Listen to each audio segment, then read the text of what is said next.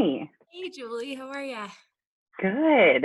Good. Sorry. It like never connects. I have to always I don't know. It's It does okay. the Zoom has mute and been stuff. so weird for me. Like, it's taken me I know, quite a right? few times to figure it out. I know. It's a lot of work and it's weird, but I suppose it's what we have right now, right? Right? Yeah. Anyway, thanks for Uh, being flexible with timing and everything. I really appreciate it. no problem. I get it. I know how it goes. Awesome. So, since we're kind of on a time limit, let's just go ahead and start. I believe it is Yeah. recording. Okay. So I can always send this to you if you want to use it. I'm going to put it up on my website if that's okay with you. And that way Yeah. people can watch it on their own time. Yeah. Awesome. So for those who will be tuning in or may tune in later, my name is Allie. I'm a doula, birth and postpartum, working in Colorado, mostly the Front Range area. And I had this crazy idea. It's not that crazy, but this idea during quarantine to interview different practitioners throughout Colorado just to see who's out there, what's out there, resources for all humans, but especially for mamas and people looking to get pregnant or get support during their postpartum period. So today we are chatting with Julie. She's a therapist, and you're located in Boulder, right? Yeah. I'm located in Boulder. Now I'm located in my basement. But yes, normally Boulder. Awesome. So Julie, let's just dive right in. Tell us a Yeah. little bit about yourself. So I got really interested in working particularly with moms. I think after I had my kids, I had already been a therapist, but I think that's when I realized sort of that it's a really underserved population and there's just not a lot of support, I think, for moms that are trying to figure out how to parent. And there's just a lot of pressure that we put on moms in general these days. So my background is kind of working more with a trauma focused lens. I worked in Denver for a while. I did my training at Regis, and then I went and got all the certifications in perinatal mental health. And yeah, it just sort of grew from there. So I have a private practice in Boulder, and then I see mostly moms or people looking to get pregnant. And then like myself, I live just outside of Boulder, and I've got two kids myself, which I think is helpful in working with the population that I do. So my kids are 5.5 and then 3, just turned 3. And they're a lot of fun and also a lot of chaos. And so I get it. I know what it's like for a lot of folks trying to do this, especially right now, it's the weirdest thing in the universe. Absolutely. Well, and I'm sure it helps to kind of connect to your clients in that way, they feel seen and heard and like you understand, which is I think really important. Yeah. Well, I think there's a lot of shame sometimes in moms feeling like, oh my gosh, I did this thing, or like I don't want to do this other thing like sleep training, or I don't know. There's just so much connected to everything we do as a parent, or like if we get really frustrated with our kids and maybe say something that's not skillful. I think a lot of moms feel like, oh, I can't say that, or I'm not allowed to talk about how much I don't love motherhood. Mm, And I think that it's really sad because not most people are not loving motherhood 24/7, right? We have times where we really enjoy it, and then we have times where we wonder why we did this, and it's normal. mhm. As is the ones who are really loving it. Like, it's all really normal. But if we don't talk about it, then we can't make sense of it. So that's why I'm pretty passionate about this work. Yeah, absolutely. No, I definitely I feel that 100%. I think as a society, we're kind of trained and ingrained to think that motherhood is this joyous thing all the time. Yep. And you're right. If we don't talk about it, then it's not going to get out there. And, there's a lot of like pent up energy and which I think can turn into resentment sometimes. Hmm. But yeah, Yeah. definitely really Yeah. appreciate the work you're doing. Well, thank you. So if you want to dive in more into Yeah. what was your journey after motherhood? Why did you kind of Hmm. fall in love with this path?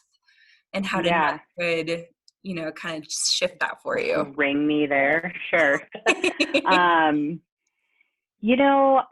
I'm an only child, so I didn't actually even see my family raising other kids. And so I was so out of my element. I won't even say we are, I'll keep it with myself, but I was so out of my element. I had these visions of what my birth would look like. And I think that's pretty typical.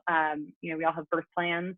That didn't go how it was supposed to go at all. And then I had these visions of how it was going to look. I was just going to like love breastfeeding and staring at my baby. And I didn't love it. It was hard for me. It was really challenging. And I loved my kid. I knew that I loved him. But for me, the attachment and the bonding grew slowly over the first 6 months. I didn't have that experience where I was just like enamored with him as an entity right away. And I think there's probably a number of factors, the way that our kids come into the world and the levels of support that we have. But I often found myself just really struggling and feeling like, is this normal? And like, this is what I do. I'm a therapist, right? Like I do this for a living. And I would often ask my husband, like, am I okay? Like, I'm too close to this. Like, is this normal? What's happening? And luckily I had support. So it wasn't, I don't feel like it was a crisis, but at that point I just realized, wow, this is a population of people that are not getting the support that they need. And no one's telling them that it's normal for them to not have an instantaneous connection, or how to sort through all the mixed emotions about breastfeeding, like, or bottle feeding, or the way that we feed our kids, like, so controversial. And so, yeah, it just kind of built and built until I realized this is something that feels really important. Um, and I think too, I say this sometimes to new moms, but just we have this sense that like we're in kind of an immediacy bubble. So like what we're experiencing with our kids is just that moment. But what I try to explain to people is that you are a human, that has X amount of years of history, your own attachment stuff, your own family of origin issues, your own anxiety and depression histories, like whatever it is, you carry all of that into your relationship with your kid and with your own little family. And that stuff is going to come up, whether or not we want it to, it's going to at some point in our children's lifetime. And oftentimes it comes up pretty early on. So for me, that happened for me. And so I think that we forget that kids are going to be mirrors into our own little souls and histories. And it's important. It's really important to sort through that stuff. And it doesn't even have to be a big traumatic history, just your experience, your lifetime of experience. And the way that we can repattern sort of healthy attachment and healthy family structures is by sort of going through the past and reworking it in the present. And so kids offer us this beautiful opportunity to do that. But if we're just kind of unconscious to it and sitting on it, then it makes it challenging to do that. Yeah. Yeah. And you said that you did have support after your babe was born. What kind of support did you have? Yeah. So I'm lucky. My partner is really wonderful. I mean, there was lots of errors and mistakes, but by and large, he had time off and it was really wonderful. So he was very supportive of me. We had family close by. That was pretty helpful. I had friends that were very willing to be honest. I specifically remember one friend texting me like, it was like the first week, and she was like, it's okay if attachment is a slow burn for you. And it was just like, yes, thank you. Needed to hear that. And then, I think part of being a therapist is that we are always kind of keeping our personal stuff in check. And so even though at the time I was on maternity leave, part of our work is is sifting through our own emotional experiences so that we're not projecting it out onto our clients. And Mhm. so, I mean, I have a therapist that I've worked with and that I work with, and really just supported me through that time period too. And it was helpful to, what I will say is that, like, I had history with her, and so she kind of knew some of the things that might come up for me going into it, and we were able to sort through those things. That's awesome. So you were Yeah. seeing her after your births and whatnot. Yep. Well, Yeah, for both of my kiddos. awesome. And they were such different birthing experiences. And, I think any parent can sort of attest, like, my relationship with both of them is very, very different. It's so Mhm. fascinating. Um, but yeah, just the ongoing struggle of being a mom, I think being a female, identifying as a female in this world, like, there's so much that comes with all of that. So I think that's just part of what I hold very dear, is that I continue to get support so that I'm not, using my therapy with clients. Like, we don't want that. Those get messy. Yeah. Yeah, Yeah. absolutely. Yeah. So obviously, we've already talked a little bit about this, but maternal mental health is so important right now. Yeah. I listened to this podcast the other day about how prevalent these like postpartum anxieties and postpartum depression, it's real, and that's also Yeah. something that's not being talked about enough. um, Hmm. so why do you think talking to somebody, seeing a therapist is so important for maternal mental health specifically? Yeah. That's a good question. So what we know is that postpartum depression or anxiety, and like a number of things, kind of fall into those categories. Um, and then postpartum psychosis is it's in there with it, but it's so much less common. And so we don't talk enough about it either. But and then postpartum rage is kind of a subset of postpartum anxiety. And I actually find that I see more of that, more Mhm. anxiety than I do depression, which I think is actually pretty common in Boulder, at least. So the reason I think it's important is because what we know about these things is that we're not creating it. It's not like a character flaw. It's not something that we obviously we're missing, and we just need, like, to be able to do some more yoga, then it'll get sorted out. Mhm. We know that it's hormonal, and that it's going to be genetic to some extent too.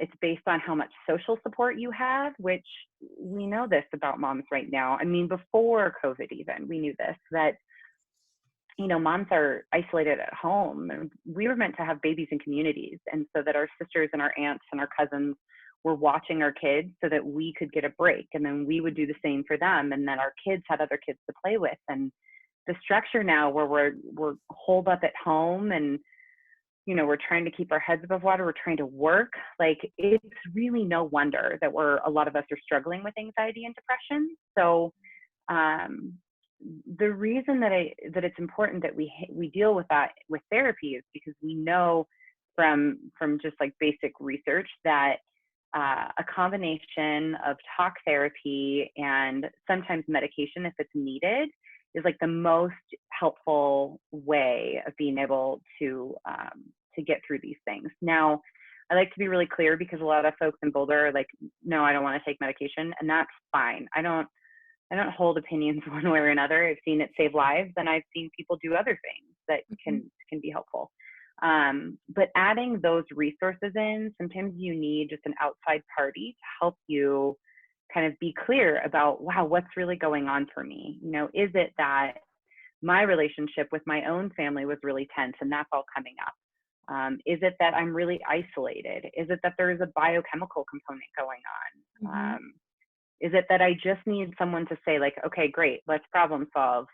How can you add more, alone time to your daily activities or your daily routines, so that you're getting the care and nourishment that you need? And so, but that's hard to do in our own brains. We can't just sit down and be like, okay, I know what I'm going to do. Most of us can't sort of Mhm. sort through that. So, um, yeah. And the other part of it too is that there's a lot of new care coming up in OBGYN practices and with midwives and such.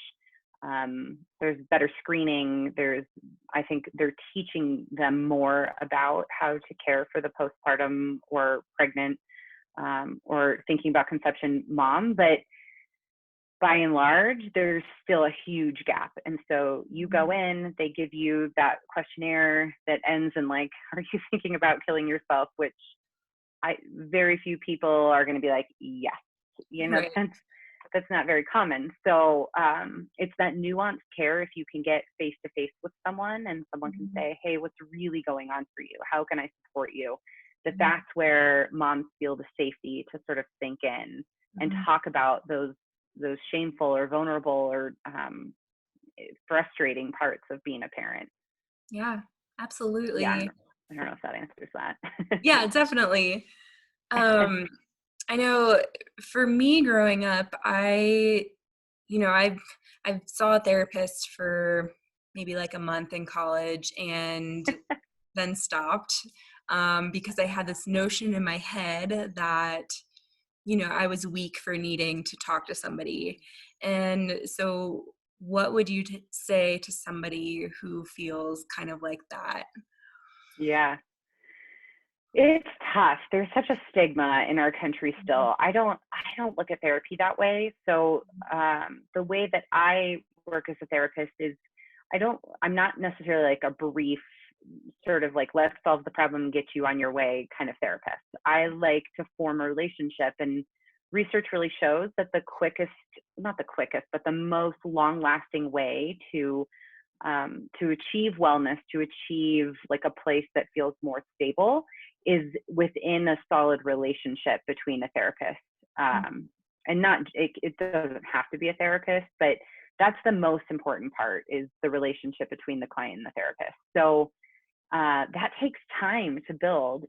A lot of my clients have been seeing me for an extended period of time, and it's because I know them well, and they know me too, and we've built that trust. And it's not a weakness. Therapy doesn't mean that you're failing, or that, again, that it's like a character flaw. It just means that you need some outside support. And if you're able to put some real time in, I always like to tell people, like, I commit to it for 6 months if you're able. And you can vary what that looks like. You don't have to come every week for 6 months. But if you commit to it for a period of time, that's going to allow you to really dig in, right? It's not just like, oh, I need to look at my schedule and get more breaks. It's, okay, well, what are these deeper things that are coming up for me, and how do I want to work with those? Yeah, and that, I think once you form that relationship with a therapist, if you find a good fit, that it makes it feel more just like a normal part of your healthcare, as opposed to like, I don't know, this big sort of stigmatized, oh, I'm in therapy, Right. Yeah. Absolutely. That makes sense. Yeah. Yeah. Um, I always like, some of my clients will be like, oh, I was telling my friend about you, or I was telling my husband, and my husband's like, well, what would Julie say? And those are the times where I feel like I've formed this connection with them, that I'm like in their life as an entity, even though I'm not meeting these people. But I love that, like, what would Julie say? That means they're starting to integrate some of their own healing, their healing voice, their inner healer, really. yeah, Yeah. absolutely.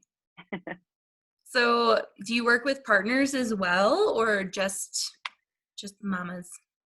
Yeah, I do not enjoy couples therapy. I used to think that maybe I could enjoy couples therapy, but it's not my jam. So every once in a while, I'll have a partner that like really wants to come in and talk about something that's been going on, or if there's like a really intense situation postpartum, just so I can get sort of that perspective from them. But like, if they're looking to work on their relationship, I refer out, and I have a couple of people that I work with pretty closely. Also because I really like working with the mamas, and it's hard.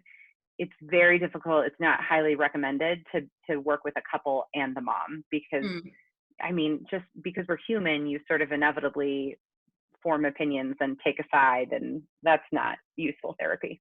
Yeah. Cool. Um, so I don't know if this is appropriate to ask or not, Yeah. but when you're working with a new mom, what do you tend to focus on? Do you kind of let them lead the session, or do you look at birth first, or just general history, or what do you usually Yep. go to first? Yeah. So in the very beginning, I have an intake session, which is usually an hour, and I have them fill out some paperwork before they come in, and I ask all those questions. It's pretty long and intensive in terms of like looking at everything, but I'm asking about birth and their history trying to get pregnant. What was that like? Their I don't know, their own like family of origin? Is there, a history of abuse, emotional, physical, sexual, anything like that? Because all of those things are going to be little kind of indicators to me. And we're not diving into all of it, right? If you had a really traumatic birth or you have a history of abuse, like the point is not like, okay, great, let's just dive in. Tell me all the details about that. But it's just more for me to be able to track um, to put the puzzle together. I kind of look at my work as a puzzle. So the more pieces I have, the bigger the picture is for me, and then the more that kind of informs the direction that we go. Mhm. So yeah, and then I kind of just carry that along with me. Like I don't, I can go back to things like, oh yeah, I remember you said that. But then as we go along, what I find is that moms will come in and say like, oh, it's just that, I just had a baby and I'm really struggling. And oftentimes that's true. But then it's like, oh, and by the way, my partner isn't helping me at all. And then, oh, there's this other thing with my family or their family, like my partner's family. Like, it's just complicated. There's more to it. And all of those things will come up sort of over time usually. Yeah. Yeah. So, how would somebody find you? Obviously, you have your website. Yep. Yeah. I have my website. I'm on Psychology Today, which is, there's tons of us on Psychology Today. I think it's hard to sort through. And then I often find that the best source for me and what I like the most is when people personally refer to me, Mhm. because that tells me that the provider that's referring has thought like, oh, this person would be a good fit. Mhm. Because not all therapists are going to be right for everyone, obviously. And that because we talked about this, but that relationship, because that's such a foundation of the work we do. Um, so you can ask good people to ask though, if you're a new mom or like your OB, your doula, if you had a doula, the midwife, anyone that's sort of providing support for you. And yeah, I mean, sometimes I'll run new mom groups. Like I've been doing that virtually with the Avista group. And yeah, I don't know. Those are the ways that people kind of trickle in. Yeah. But yeah. Awesome. Um, let's see. So, because of all the COVID stuff going on, I'm sure Yeah. business has been kind of funky, but are you offering virtual sessions now or? Yep. Oh, Yeah, unfortunately I have not been back to my office. Um, that week it was that everything happened. It was like March, the middle of March. It was right before my birthday, and things were escalating. And I'm sure people remember, but we were starting to get emails from like every thing you've ever subscribed to. Like, this is what we're doing about COVID. And I figured, well, I'll just send an email telling people that I'm still working in the office, and these are the precautions that I'm taking. And then I went into work the next day, and I feel like everything just exploded. It was crazy. The first cases showed up in Boulder, and so since then, I packed up my office that night, and I just had this feeling like I'm not coming back here for a long time. And I have not been back. I'm kind of sad actually. So yeah, I'm doing virtual sessions. I don't know when I'll be back in the office. Uh, mhm. Part of the problem is just our own childcare situation Yeah. and trying to keep our family members safe and stuff. So in all honesty, I had never done telehealth before this happened, and I like it. Like it's not the same 100%. Mhm. But I think most of my clients and I have sort of found like our groove, and Yeah. yeah. So yes, I'm doing telehealth for the time being. I think it'll probably be a while, to be honest. Who knows at this point? But I'm I glad you're know. able to still work. I mean, I was talking to a friend the other day about just how many people are going out of business and which professions are kind of adapting and moving over to virtual whatever. I But know. as a therapist, I feel like that's kind of an easier transition. It's definitely not the Yeah. same, but it's not like body work or something like that. Oh God, no, no. I work. My office is actually in Amber Thompson Wellspine Chiropractic. Like Oh, it's in really? Oh, her cool. office. Yeah. So I feel so much for Amber. I can't imagine, trying Mhm. to do all of that. And that's part of the reason too, is because if I do see people in person, I have to take their temperature. I have to administer a survey about where they've been. Um, Mhm. oh, and we have to wear masks. For me, being able to see someone's face is so essential to the work that I'm doing. And so it Yeah. feels better to do it like this as opposed to, doing this for a while. Right, Yeah, absolutely. I know. I Uh, do feel fortunate though. It has been, it's gone up and down. Obviously, the economics of things have shifted a lot, but mhm. overall, it's been okay. Good. Yeah. Glad to hear that. So I was looking on your website a little bit, and it says that you offer brain spotting Uh huh. and trauma therapy. Can you Uh huh. talk a little bit about that? Yeah. So brain spotting is awesome. Most people know EMDR, which is another form of trauma therapy. I really like brain spotting. It's super similar, but it's a little bit more fluid. It allows, I think, for the client to lead more.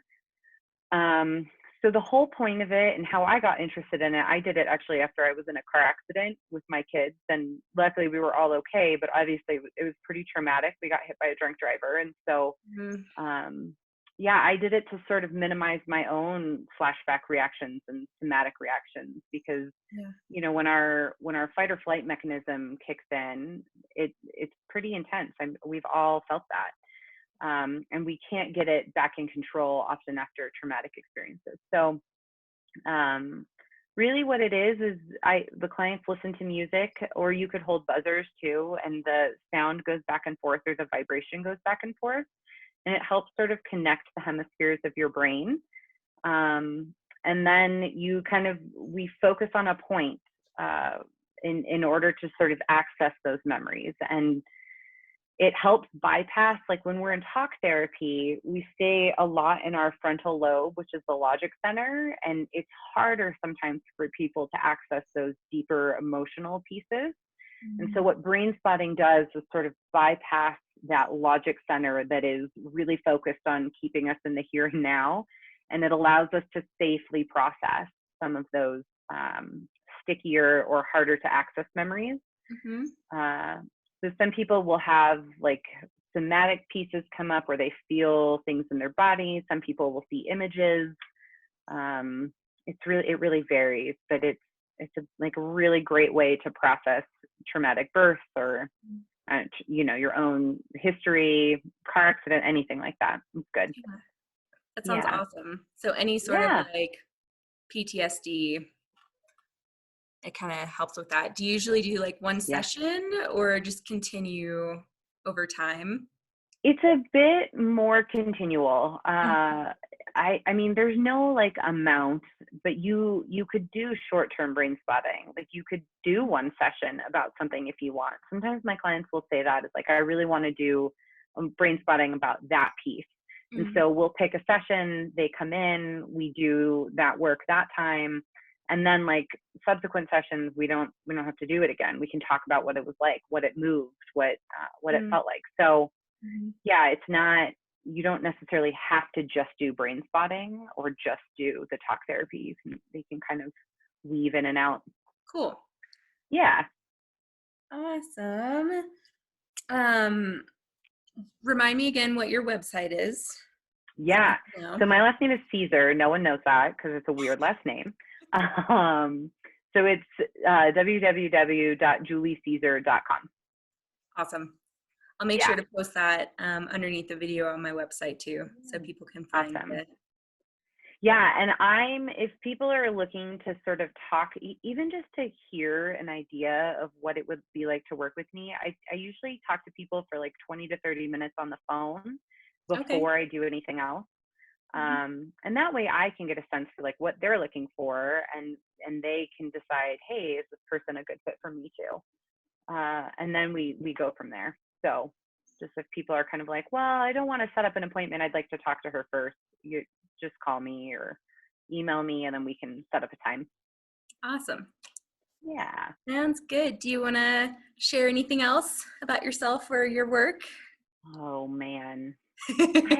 I mean, I think the biggest thing is that this to me, being a therapist to me feels like it's like a calling. I took a long time in my life to figure out what I wanted to do and how I wanted to do it. And um, it's an honor. It's such an honor to work with people. I get pretty emotional about it because when people share their life stories with you and their most vulnerable pieces, like there's nothing more intimate in some ways. And so I feel very fortunate to do this, and I love doing it. And I'm really passionate about it. So I mean, it's just I enjoy when people feel that way too about the work, and or that I can like inspire them to feel that way. I get some people sometimes that are like, I only want to do this for like 5 sessions. And then like a year later, they're like, remember when we thought it would be like 5 sessions? So yeah, I think that's it. I'm a deep feeler. And so Mhm. it feels very important, the work that I do. Yeah. Well, that's beautiful. Thank you for that. I totally get that too. I'm a Okay. deep feeler as well. Uh, Yeah. but awesome. Well, I will post this on my website, and Awesome. hopefully people can watch and get to know you a little bit. Yeah, I appreciate it. Thanks for doing this. It's so Of hard course. I think for many people to find resources, but especially moms. So it's so Yep. good you are. Awesome. Awesome. Well, thanks, Julie. Have a Yeah, great rest of your day, and we'll talk soon. sounds good. Bye. Take care.